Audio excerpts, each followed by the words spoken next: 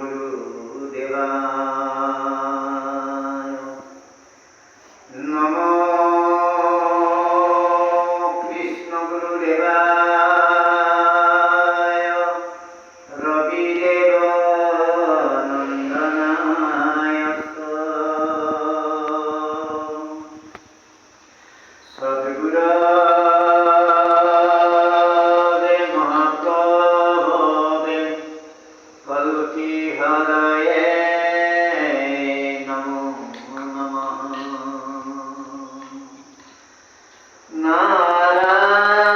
নারায়ণং সচ্চিদানন্দং মায়াদেবী সুতং কল্কিরূপং কৃষ্ণগুরুম বন্দে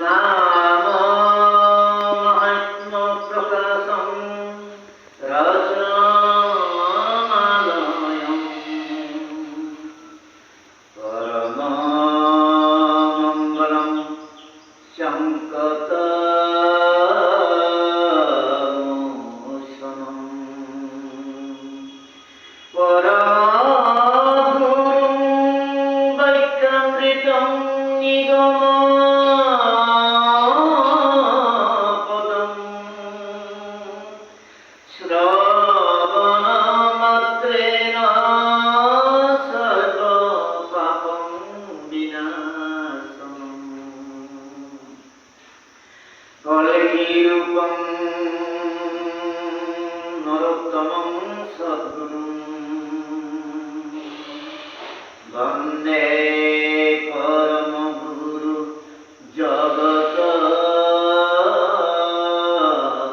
জগৎপিতরম বন্দে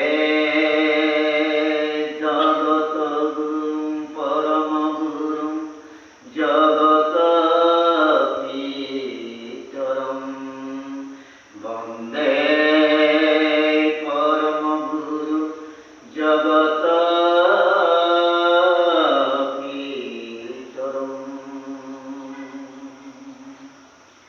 জয়দেবে সচ্চিৎ আনন্দ সচ্চিদানন্দ নির্গুণ ব্রহ্ম সৃষ্টি স্থিতি প্রলয়ের গোড়াকে উড়ন বুড়ন গজন ভ্রমণ সারিমুখী জীবর সরজনতা পালনতা সংধারণকর্তা পরম পুরুষ পরমেশ্বর কল্পিরূপী হরি জগতর ঈশ্বর কৃষ্ণগুরু। কৃষ্ণগুরু অক্ষয় অব্যয় অব্যক্ত অচিন্ত অনন্ত অজ অপান মহিমাতত্ত্ব। এই জগতৰ ঈশ্বৰ সৃষ্টি স্থিতি প্ৰলয়ৰ অধিকৰ্তা জগতৰ ঈশ্বৰ এৰাই হৈছে কল্পিৰূপী হৰি।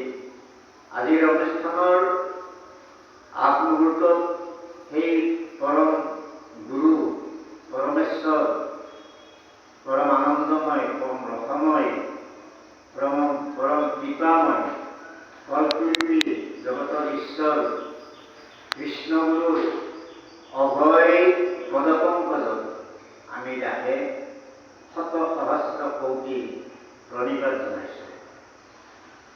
আমাৰ বৰ্তমানৰ শিৰনমস্য গুৰু কৃষ্ণ প্ৰেমানন্দ প্ৰভু ঈশ্বৰৰ চৰণত আমি ভক্তি ভৰা সেৱা নিবেদন কৰিছোঁ।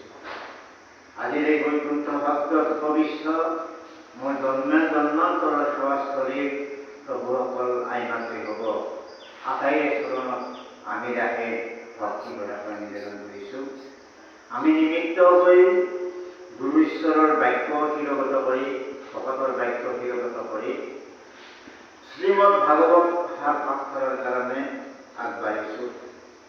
আমি ডাঙৰ ভাগৱতী নহয়, তত্ত্বজ্ঞ পণ্ডিত নহয়, আমি মাত্ৰ কৃষ্ণ গুৰু ঈশ্বৰৰ দাসৰ ব্যাস, এজন ক্ষুদ্ৰ দাসী মাত্ৰ।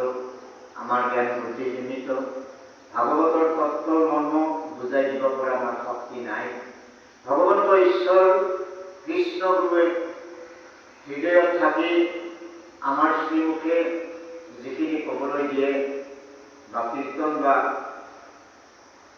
পাঠ কৰিবলৈ দিয়ে, সেইখিনিহে আমি ক'বলৈ প্ৰয়াস কৰিছোঁ মাত্ৰ।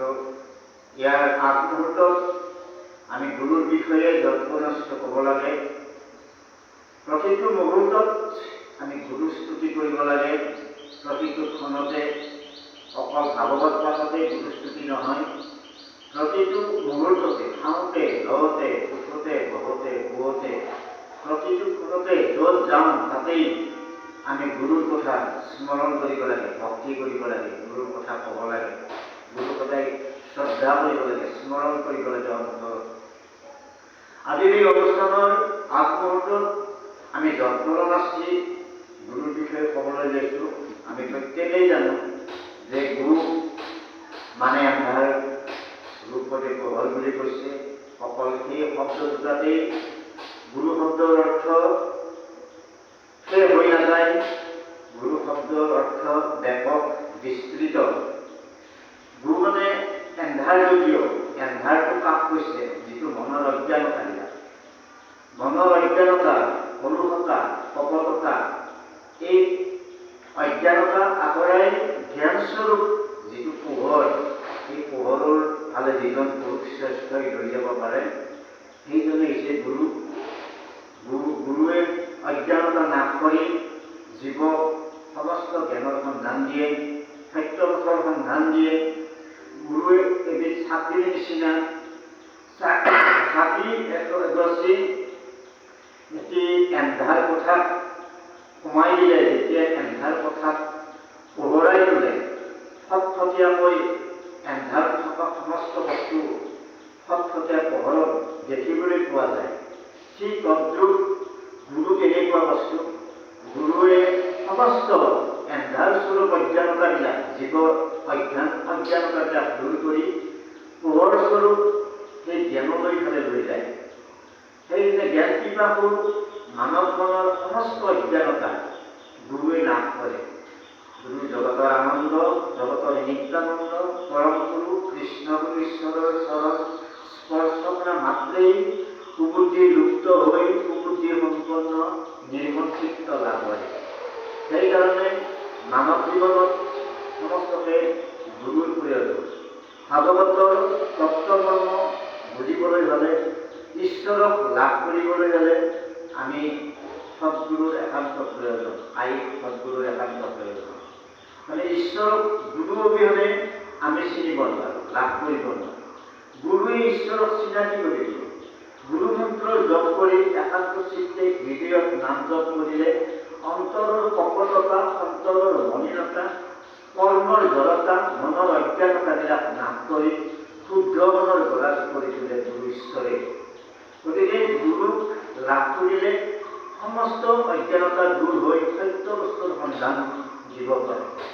গুৰুৱে মাৰ্গদৰ্শন, কোনটো বস্তু খাব লাগিব, ক'ত যাব লাগে, ক'ত খাব লাগে, ক'ত চাব লাগে, কি শুনিব লাগে, কি শুনিব নালাগে, কি কৰিব লাগে, কি কৰিব নালাগে, সমস্ত পথ প্ৰদৰ্শক গুৰুৱে দেখুৱাই দিয়ে, সত্যৰ সন্ধান দিয়ে। অসত্য বস্তু আঁতৰাই গুৰুৱে সত্য বস্তুৰ সন্ধান দিয়ে জীৱক। জীৱক পৰিচালনা কৰে গোটেই ঈশ্বৰে গুৰু ৰূপত থাকে। ভগৱন্ত ঈশ্বৰেই সব গুৰু ৰূপত আহি ধৰাধামত যুগে যুগে সমস্ত জীৱক তেওঁ পালন কৰি আহিছে। সমস্ত জীৱক সৃষ্টিকৰ্তা, পালনকৰ্তা, সংহাৰ কৃষ্ণগুৰুৱে। এই কৃষ্ণগুৰুৱে যুগে যুগে আহি সত্য এটা জাপৰ কৰি চাৰি যুগতে ভগৱন্ত ঈশ্বৰে গুৰু ৰূপত আহিছে। গুৰু প্ৰধানত আমি জানো যে শাস্ত্ৰই বিভিন্ন গুৰুৰ কথা কোৱা নাই। আমাৰ সমাজত বহুত গুৰু আছে, যে গুৰু থাকিলেও প্ৰধানত শাস্ত্ৰই তিনিবিধ গুৰুৰ কথাকে কৈছে। সেই গুৰু তিনিবিধ হ'ল আদি গুৰু পিতৃ মাতৃ, দ্বিতীয় গুৰু শিক্ষাগুৰু। এই দুগৰাকী গুৰুক আমি দুইগৰাকী গুৰুক আমি সহজতে পাব পাৰোঁ। 10 মাহ 10 দিন গৰ্ভত ধাৰণ কৰি মাতৃয়ে পিতৃ মাতৃয়ে অৰ্থাৎ লালন পালন কৰি আমাক ডাঙৰ দীঘল কৰিছে। আৰু এই 10 মাহ 10 দিন যিখিনি আমাৰ মাজত জগতৰ ঈশ্বৰৰ কৃপাত পিতৃ মাতৃয়ে কষ্ট স্বীকাৰ কৰি আমাক ডাঙৰ দীঘল কৰিছে, এই গুৰুৰ প্ৰতি আমি সদায় শ্ৰদ্ধা কৰিব লাগে, ভক্তি কৰিব লাগে। আদি গুৰু পিতৃ মাতৃ। গতিকে পিতৃ মাতৃৰ পৰা আমি শব্দ ব্ৰহ্মৰ জ্ঞানবিলাক পাইছোঁ। অ আ ক আই ককাই বাই ভনী আটা খুৰা মামা মামী যিবিলাক আমি শব্দবিলাক পাইছোঁ, শব্দ ব্ৰহ্মৰ আমি জ্ঞানবিলাক পিতৃ মাতৃৰ পৰা পাইছোঁ। গতিকে পিতৃ মাতৃক সদায় জীয়াই থকা দিনটোতে আমি সদায় শ্ৰদ্ধা কৰিব লাগে, ভক্তি কৰিব লাগে। দ্বিতীয়তে হ'ল শিক্ষাগুৰু। শিক্ষাগুৰুক আমি শ্ৰদ্ধা কৰিব লাগে। আৰু শিক্ষাগুৰুৰ পৰা আমি এই বিশ্ব ব্ৰহ্মাণ্ডখনৰ জ্ঞানবিলাক পাইছোঁ। আমি শিক্ষাগুৰুৰ পৰা আমি অক্ষৰ ব্ৰহ্মৰ জ্ঞানবিলাক পাইছোঁ। ক খ গ ঘ ঙ 1 2 3 4 ABCD আদি জ্ঞানবিলাক আমি শিক্ষাগুৰুৰ পৰা পাইছোঁ। গতিকে শিক্ষাগুৰুৰ প্ৰতিও আমি শ্ৰদ্ধা কৰিব লাগে। আৰু তৃতীয় গুৰুক পোৱাটো সহজসাধ্য নহয়। এজন ব্যক্তিৰ জীৱনত বহুতো বস্তু পাব পাৰে বা লাভ কৰিব পাৰে এজন ব্যক্তিয়ে, কিন্তু এজন সৎগুৰুৰ সান্নিধ্য পোৱাটো মহা কষ্ট। আৰু সেইটো পূৰ্বজন্মৰ কৰ্মফল নাথাকিলে, পুণ্য নাথাকিলে এজন সৎগুৰু লাভ কৰিব নোৱাৰে জীৱনৰ বাটত। গতিকে এজন সৎগুৰুৰ সান্নিধ্য পোৱাটো মহা ভাগ্যৰ কথা, কৃপাৰ কথা। জগতৰ ঈশ্বৰৰ কৃপা থাকিলেহে সৎগুৰুৰ সান্নিধ্য পাব পাৰে। গতিকে সৎগুৰু হ'ল শৰণদাতা গুৰু, সেইজনে হৈছে তৃতীয় গুৰু।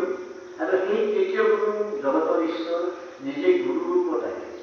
জগতৰ ঈশ্বৰে দাসৰূপে বিপ্ৰদসকলক কৈছিলে যে সেই বিপ্ৰ তুমি মোৰ সখা, মই কওঁ শুনা, আচল গুৰুহৰত্বৰ কথা কওঁ শুনা। তৃতীয় গুৰু মই নিজে আহোঁ, যোগে যোগে ময়ে আহোঁ। মোক সদায় আচল প্ৰত্যেকতকৈ মোক বেছি শ্ৰদ্ধা কৰিবা। কাৰণ তৃতীয় গুৰু যিজন, সিজন মই নিজেই তৃতীয় গুৰুৰ ওপৰত যাওঁ যুগে যুগে।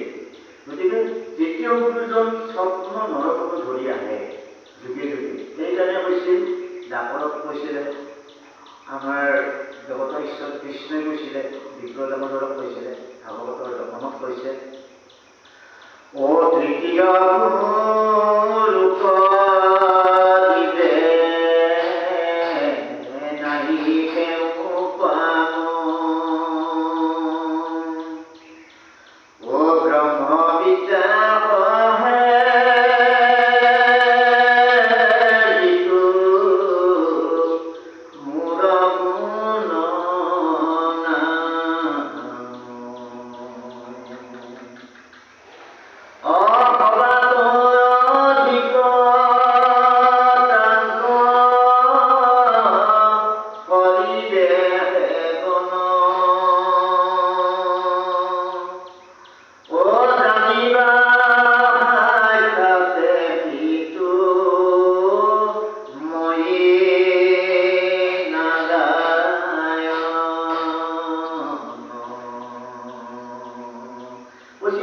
তৃতীয় গুৰুজনক আটাইতকৈ শ্ৰদ্ধা কৰিবা। কাৰণ তৃতীয় গুৰুক নাহিলেও উপমা দিবলৈ নাই, তুলনা কৰিবই নোৱাৰি। তৃতীয় গুৰুক ইমান কৃপাৰ কথা। গতিকে ব্ৰহ্মবিদ্যা, এই তৃতীয় গুৰু ব্ৰহ্মবিদ্যা কয়, ঈশ্বৰ তত্ত্বৰ কথা কয়, ঈশ্বৰৰ জ্ঞান দিয়ে যিজনে, ঈশ্বৰক লাভ কৰাৰ জ্ঞানটো যিজন গুৰুৱে দিয়ে, সেইজন তৃতীয় গুৰু, সেইজনে হৈছে সৎগুৰু, সেইজনে হৈছে শৰণদাতা। গতিকে শৰণদাতা গুৰুৰ কৃপা নাপালে আমাৰ জীৱনটো ধন্য নহয়। কাৰণ শৰণদাতা গুৰুহে আমাক জীৱনৰ বাটত মুক্তি পোৱাৰ পথটো দিয়ে, ঈশ্বৰক দেখুৱাই দিয়ে। ঈশ্বৰক ভক্তি কৰাৰ পথটো তৃতীয় গুৰুজনাই দিয়ে। গতিকে সেই তৃতীয় গুৰুজনাৰ যুগে যুগে জগতৰ ঈশ্বৰে আহে, হৰিয়ে গুৰুৰূপত আহে, আৰু সেইকাৰণে হৰি বুলি কোৱা হয়। হৰিয়ে যুগে যুগে গুৰুৰূপত আহে। সত্যত আহিছিল নাৰায়ণ ৰূপত, আৰু সেই একেজন পুৰুষে নেতাত আহিছিলে ৰাম ৰূপত, একেজন পুৰুষে দাঁতৰত আহিলে বসুদেৱ দেৱকীৰ অষ্টম পুত্ৰ শ্ৰীকৃষ্ণ ৰূপত, কলিৰ আদিতে আহিল শংকৰ গুৰুজনাৰ ৰূপত, আৰু কলিৰ শেষত আহিল পূৰ্ব বাক্যাৰ ৰক্ষাকাৰী জগতৰ ঈশ্বৰে সৎগুৰু ৰূপত আহিল কৃষ্ণ গুৰু ৰূপত। আৰু কৃষ্ণ গুৰু ৰূপত আহি সমস্ত জীৱক তেওঁক উদ্ধাৰ কৰিলে কৃষ্ণগুৰু নামৰ দ্বাৰা। যুগ সাপেক্ষ কৃষ্ণগুৰু নাম জগতৰ ঈশ্বৰে আজি ব্যাপক কৰিছে। সমস্ত জীৱক জীৱতৰণৰ একমাত্ৰ উপায়, একমাত্ৰ পাথেয় জগতৰ ঈশ্বৰৰ কৃষ্ণগুৰু শ্ৰীমুখে নাম দান কৰিছে। কৈছে যে এই নামৰ দ্বাৰাই সমস্ত জীৱই এই কলিৰ পীড়িত তাপিতৰ পৰা উদ্ধাৰ পাই সমস্তই ৰক্ষা পাব। গতিকে মই সৎগুৰু ৰূপত আহি জগতৰ ঈশ্বৰে সমস্ত জীৱৰ মংগলৰ কাৰণে, কৃপাৰ কাৰণে কৃষ্ণগুৰু নাম মই দান কৰিছোঁ, সমস্ত জীৱই যাতে উদ্ধাৰ পাব পাৰে। আৰু মহাভাগ্য জগতৰ ঈশ্বৰ সেই পৰম পুৰুষ আমি জগতৰ ঈশ্বৰক আজি গুৰু ৰূপত লাভ কৰিছোঁ। সেয়েহে কৈছে যে এজন সৎগুৰু লাভ কৰাটো মহাপুণ্যৰ কথা, মহাভাগ্যৰ কথা। পূৰ্বজন্মৰ পুণ্য কৰ্মফল নাথাকিলে এজন সৎগুৰুৰ সান্নিধ্য পোৱাটো মহাকষ্টকৰ, মহাভাগ্যৱান নহয় তেওঁ। তেওঁ ভাগ্যৱান যিজনে সৎগুৰুৰ সান্নিধ্য পাইছে। গতিকে পূৰ্বজন্মৰ পুণ্য কৰ্মফল থাকিলেহে সৎগুৰুৰ সান্নিধ্য পাব পাৰে, ভকতৰ সংগ পাব পাৰে, ঈশ্বৰৰ শ্ৰীমুখে নামদান পাব পাৰে, যুগসাপেক্ষৰ নাম। গতিকে আমাৰ কৃষ্ণগুৰু ভকতসকল মহাভাগ্যৱান। সেই পৰম পুৰুষ পৰমেশ্বৰক আমি গুৰু ৰূপত পাইছোঁ। সেই গুৰু ৰূপ অৰূপ, গুৰু যেতিয়া দৰকাৰ হয় কাৰ্য কাৰণে তেতিয়া সেই ৰূপ লয়। ভগৱন্ত ঈশ্বৰ নিৰাকাৰ, আৰু নিৰাকাৰে যুগে যুগে শাখাৰ ৰূপত আহে। নিৰ্গুণ পুৰুষে গুণময় দেহ ধাৰণ কৰি লীলাকাৰ্য চলাৰ কাৰণে এই বিশ্ব ব্ৰহ্মাণ্ডখনত তেওঁ নানান ধৰণৰ লীলা কাৰ্য কৰি অৱতাৰ ধাৰণ গ্ৰহণ কৰিছে। যুগ সাপেক্ষ নাম দিয়ে জগতৰ ঈশ্বৰে। গতিকে সেই পৰম পুৰুষ পৰমেশ্বৰ আজি বিশ্ব ব্ৰহ্মাণ্ডৰ চাৰিওফালে জগতৰ ঈশ্বৰৰ কৃষ্ণগুৰুৰ নাম বিশ্ব ব্ৰহ্মাণ্ডখন বিয়পাই আছে। গতিকে সেই পৰম পুৰুষ জগতৰ ঈশ্বৰ আমি মহাপুণ্যৰ ফলত লাভ কৰিছোঁ। আজি অসম নহয়, ভাৰত নহয়, বিশ্বৰ প্ৰান্তে প্ৰান্তে, আমেৰিকা, হলেণ্ড, কানাডা, বিশ্বৰ প্ৰান্তে মানে জগতৰ ঈশ্বৰৰ ভকতৰ দ্বাৰাই কৃষ্ণগুৰুৰ নাম আজি বিশ্বৰ বুকুত আজি জাগৃত হৈ আছে। বিশ্বৰ প্ৰতিটো বায়ুৰ লগত, ইথাৰৰ লগত গৈ বিশ্ব ব্ৰহ্মাণ্ডখন কৃষ্ণগুৰুৰ নামে ধন্য কৰি কৃপা কৰিছে। গতিকে আমাৰ মহাভাগ্য আজি ভাগৱত আৰম্ভণিতেই সেই পৰম পুৰুষ পৰমেশ্বৰ যিজনাক সহস্ৰ বছৰ ধ্যান ধাৰণা কৰিও নাপায়, সেই পৰম পুৰুষ পৰমেশ্বৰক আমি হাতৰ মুঠিতে পাইছোঁ, চাক্ষুষ দেখিবলৈ পাইছোঁ। তেৰাৰ কৃপাতেই আত্মসমৰ নিচিনা একান্ত ভকতৰ চৰণ লাভ কৰিবলৈ সক্ষম হৈছোঁ। তেৰাৰ কৃপাতেই নাম কি বস্তু, তেৰাৰ কৃপাতেই শাস্ত্ৰ কি বস্তু, তেৰাৰ কৃপাতেই আজি ভাগৱত কীৰ্তন দুআষাৰ কৰিবলৈ হ'লেও, সামান্য ৰূপত হ'লেও কৃপা লাভ কৰিবলৈ সক্ষম হৈছোঁ। সেই পৰম পুৰুষ পৰমেশ্বৰ তেৰাৰ পদ্ম হস্তক কৰা পাইছোঁ। অৰ্ণৱদানে আমি প্ৰত্যেকেই কৃষ্ণগুৰুৰ যুগ সাপেক্ষ নাম পাইছোঁ। গতিকে সেই পৰম পুৰুষৰ শ্ৰীচৰণত আজি ভাগৱত অনুষ্ঠানৰ আৰম্ভণিতে এটি বন্দনা কৰিবলৈ